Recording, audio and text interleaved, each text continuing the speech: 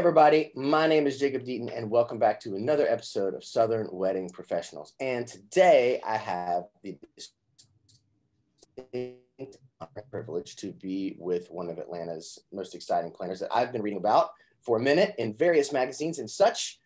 We're talking about Matt Mitchell from Mitchell Event Planning. Matt, how are you doing today? I am doing great. How are you doing? Man, I am great. It's cold out. It is. Way colder than I moved to Atlanta for. That's right. But I am hanging in. What's going on in your world, man? Oh, it's been a very interesting year for everyone, I think. But I think I've kind of taken the opportunity this year to kind of improve myself a little bit more, to improve what my offering is to my clients, and so that we can hit the ground running next year. I've at least myself, this is the beginning of engagement season. So it already is a busy time of the year, but we've had postponements because of COVID. So now everything is we're double dutying this year. So we have couples that were postponed from 2020 now in 2021, and then our regular 2021 group. So it's shaping up to be a busy wedding year for next year. It's going to be quite a unique one. I mean, even in my business, we were having talks with clients that had weddings on Mondays and Thursdays. And like the weeks are getting, the distance between weddings this year, traditionally, maybe there's 5 or 7 days. Right. This year, it's going to be some really tight turnarounds. How do you feel like your team is prepared to navigate such a, topsy-turvy 2021? Yeah, I mean, I think it's all about the process, right? So being able to have a successful process that is proven time and time again is the secret to success on my end.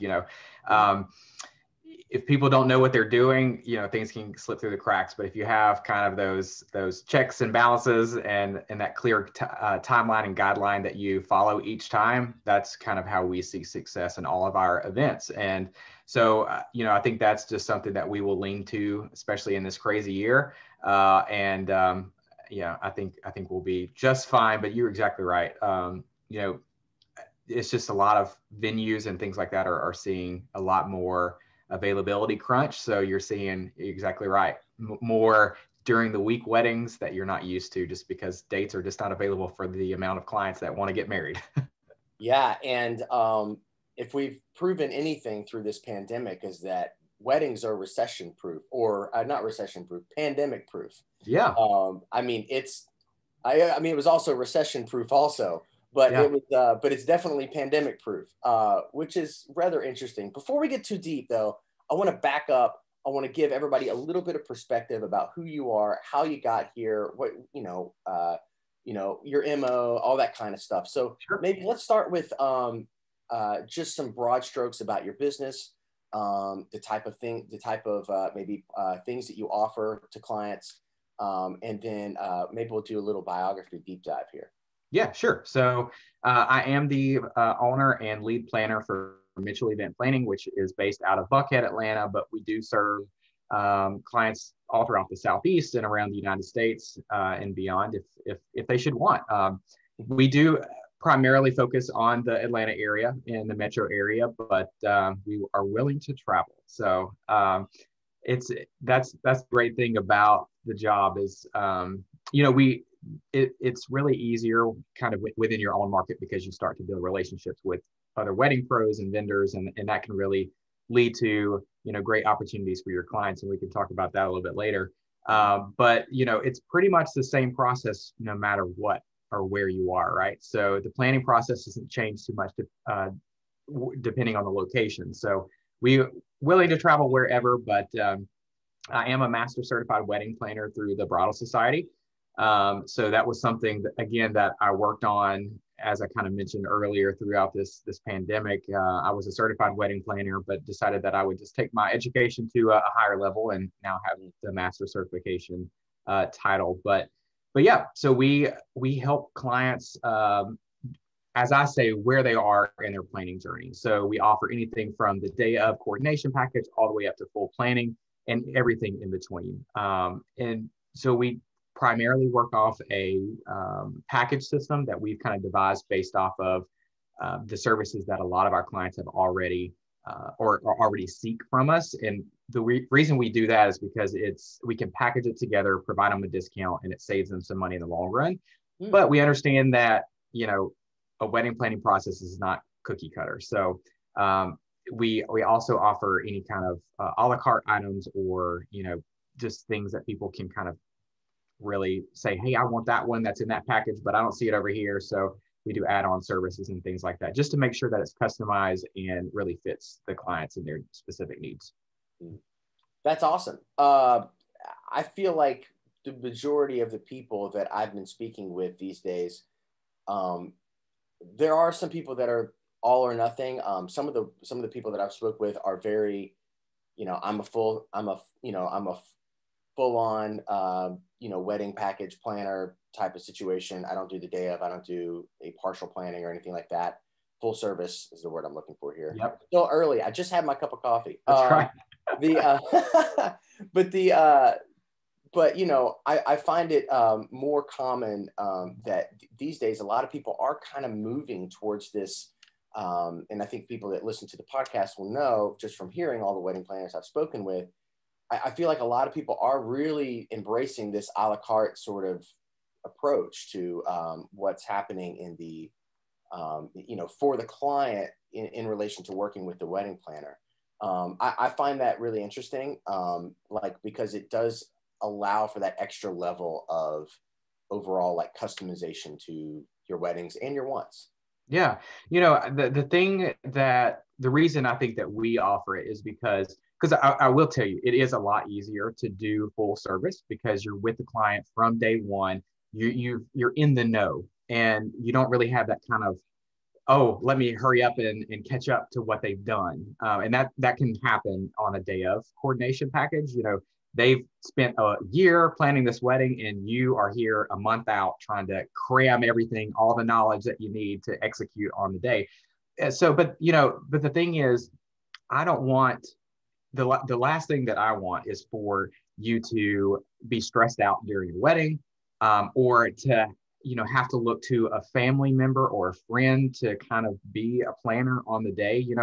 I want you to be a guest at your own wedding. I want your family and friends to be a guest at your wedding. So, I just want to make sure that there is a professional that's there that can make sure that everything is going seamless, that you're stress-free, and they can enjoy, the full experience. So that's why I offer that option, is just because I think regardless of how you want to go about planning your wedding, you should have whatever option that you need. So that's why I say we like to meet the client where they are in the planning process.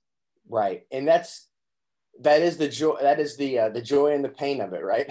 Because you are meeting them somewhere along this this line, and I tell people whenever I run into clients, because sometimes people come to my wedding business in the world, and they're essentially, they're like, oh, we haven't even booked a venue yet, you know? And I'm like, cool, go find a planner really quick. Especially if you're really serious about having a planner be a part of your whole journey, just stop for a second, call the planner. They'll help you out with that budget. They'll help you out with making sure that you get all the things that you want, and you don't overspend from the rip, which is, kind of a common thing. I agree. Yeah. I think you're exactly right on that. A lot of people don't necessarily start with a planner. I've seen it a couple different ways. There's people that do start with planners, or there's people that think they could do it on their own, but then they get overwhelmed and then they seek out a planner. Or there's people that kind of get the majors out of the way. Like they'll get, their venue, and they might get like a caterer or something along those lines, like a big one, or maybe a photographer. So they kind of have those buttoned up, and they're like, oh, well, okay, I don't really know where to go from here, so let's hire a planner. So, but you're exactly right. If we can really get in on the front end, there's a lot of things that we can help them through, even on the venue side. I know, that's the thing, is they kind of want to have a date, when they hire a planner, but that's something that we can really help them through, give them ideas of questions that they should be asking their venue before they book with them, and seeing what they can provide them in their contract, and hopefully saving them some money. So that's really what I look to do, is save clients money. So, the earlier I can get in that process, the better it is for me and for them. Mm. Well said, man. You put a button on that one. Let's talk a little bit about you. So give me sort of your journey in getting to this moment that you're in now. You're rocking it in Yeah. Buckhead and all over Atlanta and wherever it may take you. But like, how did you get started in this whole process? Yeah. Okay. So it's kind of a crazy story. So here we go. Good. Let's go. I went to the University of Alabama, where because I'm from Alabama, been Mm-hmm. here for 6 years and in Atlanta, but studied business and started out in finance. And from there, though, I started to get experience in event planning. I did a lot of event planning for our very high valued clients that, we do educational seminars, we do dinners, client appreciation events. So things like that, where I would, plan these events for the corporate world. And that's kind of where I got I would say my first start in the planning process. So, how do you go about planning events? So that's kind of where I got my start. And I do enjoy singing. I am a singer, and I did some singing for weddings. So, through some family, some friends that wanted to have, a live singer at the ceremony. So I did that. And then that was kind of where I just fell in love with weddings. There's just something very special about spending that quality time with a couple. This is one of the most major milestones that they've yet to come to, right? So I would say probably one of the most major milestones. Probably, if they went to college, graduating was one, but this is one that they're approaching together. Next is probably having a kid or something along those lines, purchasing a home. But this is a huge step for them. And so, to be able, and we're with them along a lot of the times, a long time, like maybe even a year. So, you build this relationship with them, and you really get to know them on a personal level. And that is really the part that I love so much about weddings, as opposed to corporate events, because corporate events is very, hey, we need you to do this. And you're like, bam, okay, I did it. And they're like, okay, we're done. Thanks. So it's, very transactional, but you build more relationships on the wedding side. So that's really where I was like, hey, I really want to do this. So I opened my company in October of 2017. And so now I've almost been in the events industry for about 10 years. So, so it's 3 years ago that I opened it on my own. And then that January of 2018 is when I actually started accepting clients. So I wanted to take a little time to get my bearings, get up and running, and really be able to provide a quality product for my clients before actually offering services. So that's kind of how I got here. Awesome story. I love it. The Roll Tide, by the way. Roll Tide. I can't believe you didn't say that. Like in the middle, can't believe you didn't stop in the middle of your phrase. Just say I went to University of Alabama. Roll Tide. But no. So let's man. So okay. So 2017. Yep. You started your business. You're like, all right, I'm doing this. I'm going for it. It's time. Making my own way. What at that point? How did you get the word out about what you did? Like, I mean, what was your whole idea behind marketing and advertising? Yeah. Like, you get your website built, you probably, coordinate with people to build your team of people that's going to be around you when you do these weddings and stuff. But like, what was your initial start for like marketing and advertising and stuff? Like, what were some of the things that you did to kind of jumpstart everything? Yeah, it's interesting that you asked that. And I think that's also the kind of the why behind, I started in October, but I didn't actually start getting clients until January, or start accepting clients until January. That was something that, I was looking around, like, what can I do? Like, what's going to be the most effective way to do this? And as you know, there's tons of things out there for you to do. I mean, you can spend money on anything. So, but I wanted to be as smart as possible as I could about it. And so, I reached out to some of those big names, like The Knot and Wedding Wire and things like that. But, at that point, I was just like, again, I was like, let me take my time on this. I want to make sure that I'm totally prepared. So I reached out to them in that October timeframe, and I'm like, give me a few months. So that's actually the time that I actually started my education. And I went and I got my certified wedding planner designation at that point. So that was like a 3-month long program, which then allowed me to go ahead and start in that January time frame. So, I think that's where I really started out, was being listed on some of those big websites that, a lot of couples flock to in order to find vendors for their day. But, it also gave me the opportunity to reach out to local wedding pros in the industry and introduce myself as someone that was, starting their business here in this area, to see, how they work with their clients, kind of what their style is, so that I could begin to build a portfolio of wedding professionals and kind of notate, well, that's kind of their style. So if I have a client that's looking for that, I know exactly who to go to. So it was those things that I really started doing in networking events that I would go to, that would really, just give me the opportunity to introduce myself to not only the wedding professionals in the Atlanta area, but also to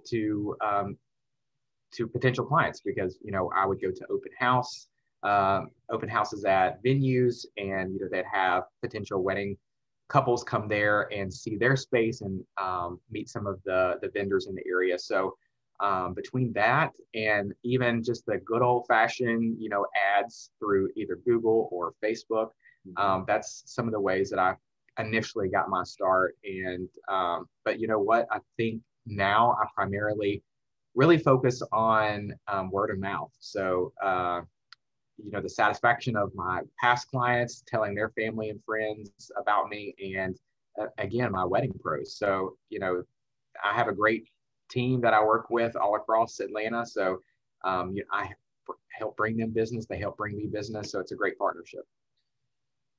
You said a lot in there to dive into, but like, I think the main things that come to mind is word of mouth is the best and cheapest. And also too, that vendor list of people that you can rely on to deliver every single time. That's right. That you go to a client and you say, hey, listen, I've got your back. I'm going to make all these things happen. And I know exactly the people to call, because I know 10 out of 10 times they're going to deliver, at a 100% clip, Exactly. That has to be super comforting, knowing that you have a team of people behind you in that vendor list that you can present to your people every single time. Know that that they've got your back, because it literally goes that deep. It's like, you've got the client's back, but then the vendors also have your back. That's right. And then the people that work for them have their back, and it just, it has to work like that. If it doesn't, we're asking for trouble. But the biggest thing that I feel like is highly underrated about having someone like you start in that process is literally presenting that team and presenting those fail-safe options. It can't go understated, right?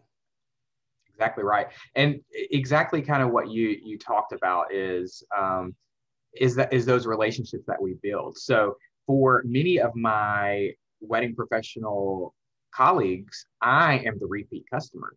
So, it's in going back to how, we talked about hiring a planner early on, we can really help you save money.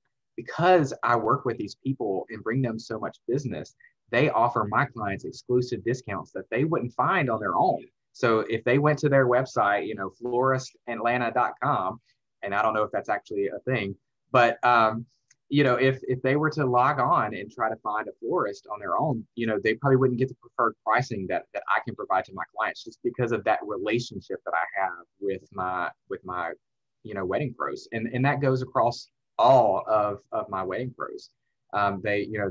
They give me preferred pricing because of that relationship that I have with them, and I can forward on those savings to my clients, which really add up in the end. I mean, any amount of money saved is great, but as you start to it's like compound interest, right? So you've got one savings, and now you've got two savings, and three and four. So a lot of people have 8 to 10 vendors or more, depending on their wedding and their budget, and that can really add up. Mm-hmm. 3 savings. Exactly. Sorry. I'm a dork. Okay, so anyway, man, well said. And if you're a bride and you're a groom listening right now, then you obviously know, you obviously understand the implications of finding this wedding planner of your choice. Specifically Matt here, to be your wedding planner, because he's got all these discounts kind of in his back pocket. Tell me a little bit about your growth as a business over the last 3 years since you've started. Obviously, COVID year is like the asterisk. Yeah. And maybe you can just, sort of give us an idea of, what 2020 would have been like. But like, what was your, what was your growth pattern like from 2017 or 2018, really, when you started taking on clients, 2019, and what was expected in 2020? Yeah, I think it's been amazing. And 2020 was, you're exactly right. It was set up to be a record year for us. And then it was just like March came and it was like, whoa, wait a minute. But yeah, we've been very, very fortunate here at Mitchell Event Planning. We won some awesome awards. We got Couples Choice Award from Wedding Wire for 2020. We were lucky enough to be a finalist in a few other awards for planners within the South region. And we were announced as a top 10 wedding planner in Atlanta by Wedding Rules. So we've got some amazing accomplishments this year, even though it's been a little crazy year.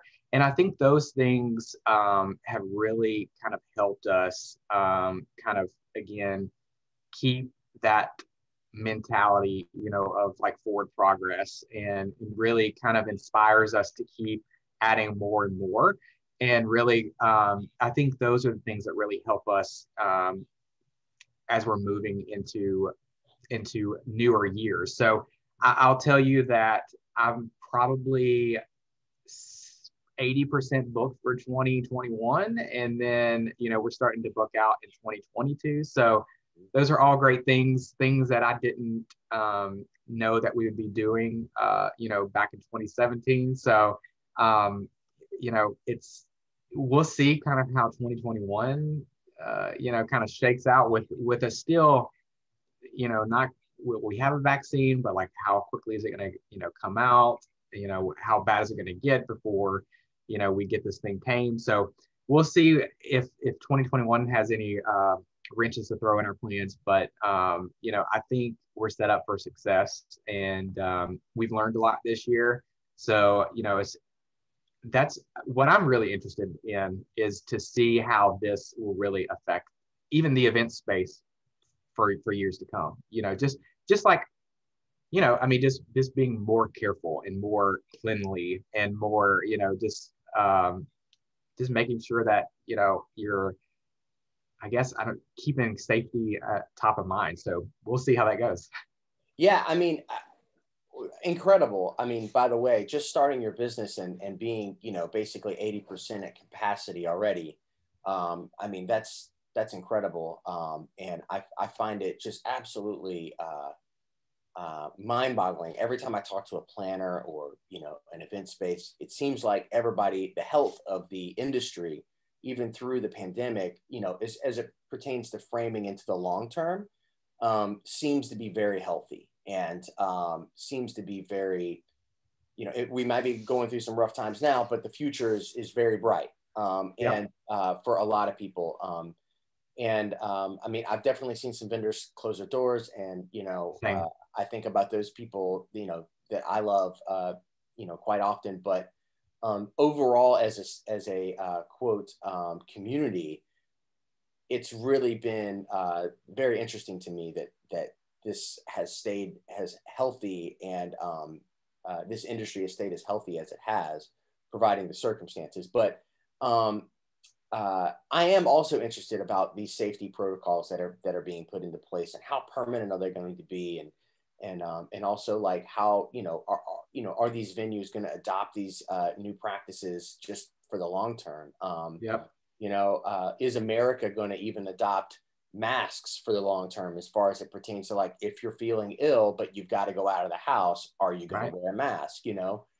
These are things that like Asian cultures have been doing for a long time. Exactly. And, just air pollution in general. Right. Exactly. A lot of it has been for air pollution and stuff, especially like in, Singapore and China and a lot of those places, even major Japanese cities as well. But but I do like the idea of masks existing in a place of where, if you are sick, but you have to continue with your day, it kind of gives everybody a heads up, give you the 6 feet of space. Right. Because I don't want to get you whatever you got, you know what I mean? Yep. But I understand that you have to be out here for some reason, and I'm not going to judge you about that. I'm just going to keep my distance. I think that's really cool. And that's something that with this mass culture that we're in, like, I would like to see stay around. I mean, because believe me, you or we can't afford to get sick for our clients. No, absolutely right. But yeah, you're exactly right though. There's a lot of vendors that have, invested a lot of money, especially this year, to ensure that they're providing a safe experience for their clients. A lot of venues are doing a lot of caterers are doing a lot. So, they've invested this money into these systems that they've built. So, it'll be interesting to see if those continue to stick once things get back to normal. Speaking of your team earlier, it just sort of, it made me realize that I forgot to ask this earlier. Tell me a little bit about the team that's around you. Do you have anybody, do you have a large team on staff, or do you have like a lot of help day of? Give us like a sort of our listeners a summation of that. Yeah, so right now, I am the only full-time staff, but I do hire out assistants for day of. So every package, regardless of day of all the way up to full planning, has an assistant. I just feel that it's necessary to make sure that, I can be at 2 places at one time. I'm already in 2 places at one time, but having literally another body there, it's awesome. So so that's something, and of course it does depend on the guest count as well. I've done events anywhere from 50 people all the way up to 450 plus. So obviously you can imagine, I had 4 assistants on the 450 plus wedding. So, it really just depends on the wedding itself as to what my team looks like. But, that is something that I'm looking forward to, especially as I start to build relationships. The good thing about that Master Certified Wedding Planner is through the Bridal Society. Not sure if you ever heard of them, but it's a great collection of certified wedding planners. And now several of us are Master Certified Wedding Planners. So, I have a network of very experienced planners that I can reach out to. And if something should happen to me, then I know I have someone that I can trust that can provide that same level of service that I would provide to my clients. But also I can reach out to them and have them as a part of my team, in a contracting situation. So, I'm looking as things, I've already had to start turning clients away this year, just because, as we talked about, dates are becoming very scarce. And there's, definitely those Friday and Saturday dates are pretty sought after. So, I've had to start, turning people away. So it's definitely going to be something that I'm looking forward to in probably the next year or so, is finding an associate planner that will be on staff with me so that we can have multiple weddings in a weekend. And depending on what level of service you want, then you'll get either the associate planner or you'll get me as your planner. And so, yeah, I think that's part of the growth strategy. But right now it's me. I think that being lean and mean right now has never been sort of a sexier thing for business, right? I mean, for people that, for people that did have a lean and mean sort of, payroll, they were able to absorb this pretty well. Right. It's those larger agencies that have lots of people on payroll that really took a hit with this year. And so, sometimes timing is everything on your Agreed. growth. And I definitely think things are going to slingshot in a direction of more positive movement here, you know, as we get closer to a vaccine and all of that. So you're in a good position, you know, just by nature. Yeah, yeah, I'm looking forward to it. You know, it's been a year that's of course just crazy for everyone, and I've totally missed, you know, it was a few months ago, we had a like socially distanced open house for a venue, and that was the first time that I had been in a wedding venue for a while, that I had seen, you know, additional wedding professionals. So yeah, it's something that I miss, and I'm definitely looking forward to getting back to it full time. Yeah, I definitely miss the community aspect of the business. Yeah. I miss being able to see people that I regularly work with. I miss the networking events that like I kind of used to throw, and checking up with everybody, and you know, sort of the culture um, of everybody getting together and not thinking about work for a second, but also talking about work for a second, Right. Yeah. and just hanging out, and you know, maybe having a drink, or you know, having some food, and just, you know, saying, hey, how's your year shaping up, and you know, that kind of stuff to me is sort of always like an encouragement. And not being able to do that on a you know, on a social scale that we're used to has definitely made this year challenging for, and I'm sure that, you know, this is obviously like spanning every industry. Yeah.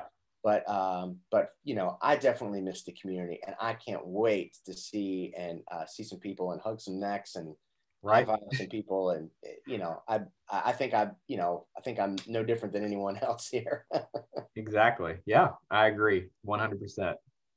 Man, so tell me, as you move into the future here, you know, tell me a little bit about your overall views on some of these smaller weddings that are sort of happening. Like, you know, obviously some people are like, we're still going to have our wedding. Obviously you've experienced that. You know, we're just going to strip it down and do it super small. Do you feel like these micro weddings that they're calling it, do you feel like that trend is going to continue long term? Or do you think that's just kind of like a thing that of the moment that we're going to have now, but we're going to get back to normal? You know, I think it will.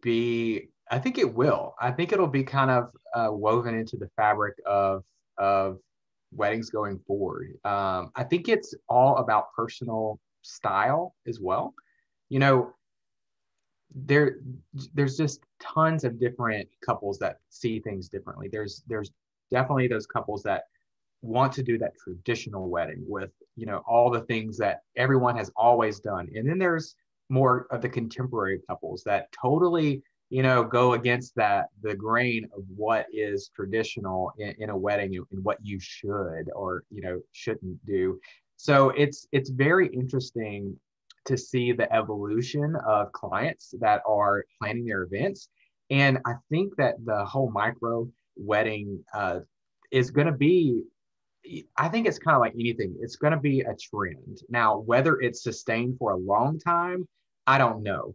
But I definitely think it will be trendy for a while, and that we'll continue to see it even as we move into 2021 and beyond. Um, but I think it's just very interesting because I think it also depends on people's budget too, and what they see as important. Because you know, a lot of people want that wedding experience, but they don't want to spend thousands of dollars. So maybe it is something, but they want something a little bit more than going to the courthouse. So, you know, I think that we'll continue to see that as kind of like that is probably the new elopement, is these micro weddings. But yeah, I don't know if it's going to be just a trend for a little bit or just continue on, but I don't think it's going anywhere in the next few years. Yeah, I definitely think it's here to stay for the short term. I mean, with what's really been interesting about this whole COVID experience is that there's obvious gaps in Mm-hmm. uh, financial gain that's happening, because some people have literally just kept their jobs continued to work from home, Yep. and nothing's really changed for them. That's right. And then there's a lot of people out there that literally their incomes have completely been destroyed because of the pandemic and the ramifications of it. Right.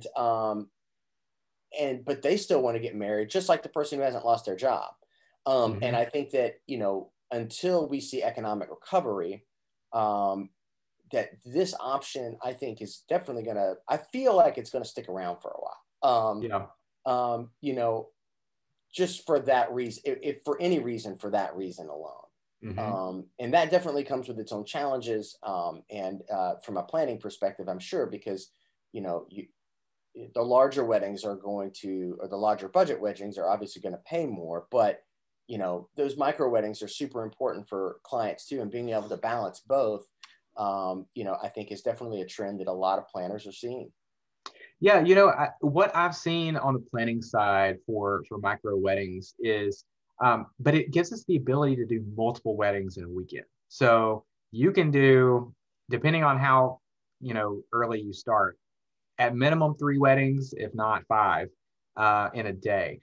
Typically, the way that I've seen them done is you really kind of pick your style. So what happens is, like, a planner like me would have relationships with certain vendors. And so you have, this venue that has this kind of feel to it. So then you hire a florist that can kind of, enhance that feel. And then, you bring in maybe a cake and then a few other things. So very minimal on the vendors. And you actually offer like vibes. So, like, what do you want? Do you want like industrial? Do you want more like classic? Do you want, ballroom? Do you want outdoor? And you kind of give the client a spectrum to kind of go toward. And it's really like, okay, well, that package is this amount of money. And, here's what, so it's not really much of a planning process for them. It's kind of that looks good to me. I want to choose that one. So here's the money. And then, we'll do it. So that's kind of what I've seen, and how it makes it, I guess, available for planners and industry folks, is that they can, even though that it's smaller, I guess, money that you get off of it, but you can do more of them. So it kind of makes up for the smaller charge that you would give. Yeah, it's this, man, what a time to be alive, I mean, Yeah. It's just, everything is flipped upside down, and you just have to be willing and able to shift and to pivot and to be creative, which is obviously naturally your job to begin with, is to be creative. So, like, you have to really exercise those gifts and sort of turn this into something that's memorable on a dime. So I mean, as somebody that admires wedding planners for what they do and for all the knots they untie and tie together, previous to a day of gathering, hats off to you guys for being able to make that work. Yeah, it's always it's almost every wedding is something new. So it's exciting in that fact that, nothing is ever the same. There, you don't go to work bored, because there's always something that pops up that's new and exciting. And you've got to work to figure out how to accomplish it or to fix it, or so it's always a constant race, and it's what makes it fun. I always like to ask this question, or a series of questions, I should say, just to make sure that we really get a rounded personality about who you are, and so that everybody knows. So, for all my regular listeners know, this is sort of like always towards the end of the podcast, where I ask these random PG-13 questions, and people start to get a real good idea of who you are through this whole thing, if they haven't gotten that already, which, they should know you're a great guy. So I'll start with this one. What was the last Netflix show you watched? Netflix show I watched? Well, okay, so the one that I've completed, because there's a lot of them outstanding. The one that I've completed was Final Table, which was a cooking show, where they paired 2 world-renowned chefs together, not necessarily in the same region, and they would compete against all these. I think they started with 25 total chefs, and they would go around the world. So, this week they'd be in the UK, this week they'd be in Japan, and they would actually create dishes inspired by those countries. And they would have local, world-renowned, maybe some, what are they, food critics and chefs and things like that would actually grade their dishes. And so, anyway, it went all throughout this thing. And when they actually got down to the final four, they all competed against each other. So they were no longer working in pairs, and they had to create this dish. And whoever won gained a seat at the final table. So it was just amazing. We actually had a local Atlanta chef that was on the show, is Rob, with Lazy Betty here in town. His family owns Auburn Barbecue. So it was pretty neat. It was a good experience, and I just love cooking and baking. So it was a lot of fun watching that.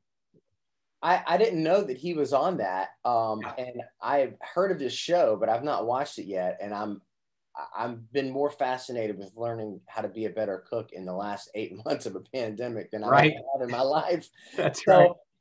That's really cool. How far did he make it in the show? Not too far. He was paired with a Japanese chef, and really what their downfall is I can't remember which country they were in, but they made a very truffle heavy dish.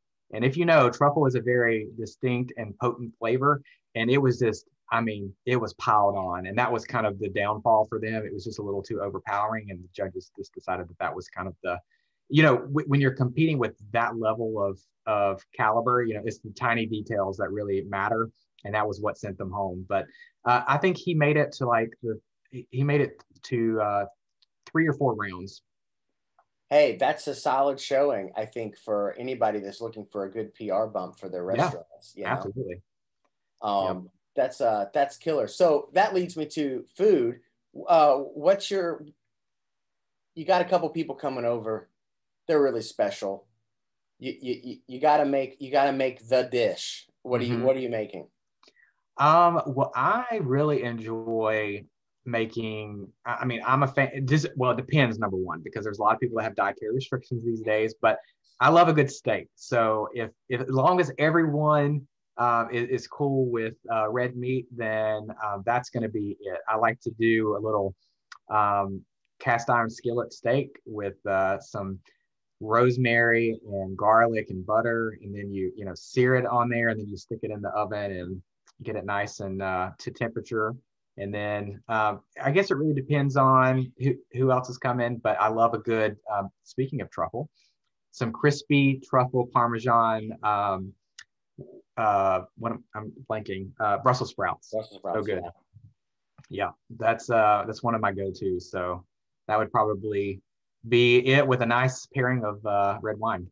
Yep. I've probably made that dish about, 25 times or 30 times in the pandemic. About once a week, That's right. So good. Yeah, it's such a winner. And it doesn't take that long to make. That's really. That's the best part. The worst part about learning how to be a better cook in the pandemic is now your restaurant experience has to level up to a point of otherwise you just, unless it's free or something, you're not going to that restaurant to eat anymore, because that you can make something as delicious at home and not be charged $30 for it. That's right. Yeah. I think restaurants also do kind of like we do in the wedding industry, is they really tout, not only are you getting this awesome food, but you're getting an experience. So I think restaurants are kind of leaning toward that as well as the experience, which has unfortunately been also deterred from the pandemic. But here's hoping for 2021, right? Yeah, man, we're all hoping and we're all praying. I know for me, I've become I'm just always on the go, and I'm always traveling and going places, doing things, meeting people, whatever. And, so it's really easy for me to stop here, stop there, try to make a healthy decision with food and grab it and go and keep moving. But when this pandemic really comes we're out of it, like to the point where everybody feels comfortable and safe and everything, and things get moving back again, I'm going to really have a hard time going back to my old habits of not making my own food at home. Because I feel like that I've gotten to a level of which that now when I have a steak somewhere and it's a little dry and the meat is under seasoned, you know, I like my palate has changed. And even in my short movings through this in the last few months of me having to go out and meet with clients and stuff, you know, I've had to go out for you know, meetings or whatever, and maybe afterwards I go and grab something out. It doesn't have the same experience anymore, or it's just not the same experience. I used to be very satisfied with whatever I would get from certain places, and now I'm not so much. Getting a finer taste, my friend. I'm telling you, my palate's coming around. Awesome. Tell me, I mean, you graduated from the University of Alabama. Are you a Tide guy, or did you just go there for the school? Oh, for sure. Yep. 110%, a huge Alabama football fan. Watching every single Saturday when we play. And I go every year. Obviously I didn't this year. They had limited seating capacity and all that, but go every single year to at least one game. You know, my dad's a huge fan as well, so I usually treat him to a game or two. So it's a good opportunity, you know, now that I'm not in town, it's a good opportunity for us to still hang out and do some of the things that we love together. So, I mean, bigger question, is Florida really going to be, you know, a sort of a threat to Alabama in the SEC championship game? Is that really possible? No. No. We got this. Do you ever get tired of winning? I've always wanted to ask. No, there is no, it never gets boring. No. As a matter of fact, you know, you just get mad when people get a touchdown. Like that's the thing, you know, like if anyone scores on you, you get mad. Like you're not performing well, you know? So if anything, it's, as you mentioned, you know, that finer palette, right? Same thing. You expect a higher level of playing, and you know, so no, it never gets boring and never gets tiring of winning, but you just have higher and higher standards that you put out there. It's like, I just don't want to win. If we don't win by 30, exactly. I'm really mad. It's like we weren't doing well, you know, even though we had our third string in, and you know, it still wasn't that great. But I've never liked a sports team that had that luxury for any period of time, really. I mean, the Braves, I've loved the Braves, but they didn't ever really win everything. They won a lot, but they didn't win, you know, multiple World Series in the 90s, you know, but I've been a sucker for, you know, for liking losing teams for a very long time. So well, hey, you know, it's all about the relationship, not necessarily the track record. It's the feeling that you get from it. Like, does it bring you satisfaction? Did it bring you joy? Like, do you get to spend time with family and friends when doing that? That all runs into it and can make it an enjoyable experience, regardless of what the record is. Right. And I feel like, you know, one of my favorite sports is baseball. And so that's why I love baseball. You can be as engaged in the game as you want to be. You could be analyzing whether that runner on first is running on that 2-1 count, you know, and you can watch the body language of the players and like really think about like the intricacies of the inner workings of the game. Or you could just have a hot dog with your friend and just talk and catch up, and then occasionally pay attention to the game when somebody hits the ball, you know? Your own unique experience, right? Mm-hmm. Customize it for you. That's 100% it. What was the last song you listened to before I met you today? Ooh, it was probably last night then. You know, I was listening, I'm gonna say it. It's gonna be the Queen of Christmas. I was listening to Christmas music last night, so Mariah Carey. You know, All I Want for Christmas Is You. That's right. I mean, 'tis the season, right? 'Tis the season. Is that your favorite Christmas song? You know, I don't really know.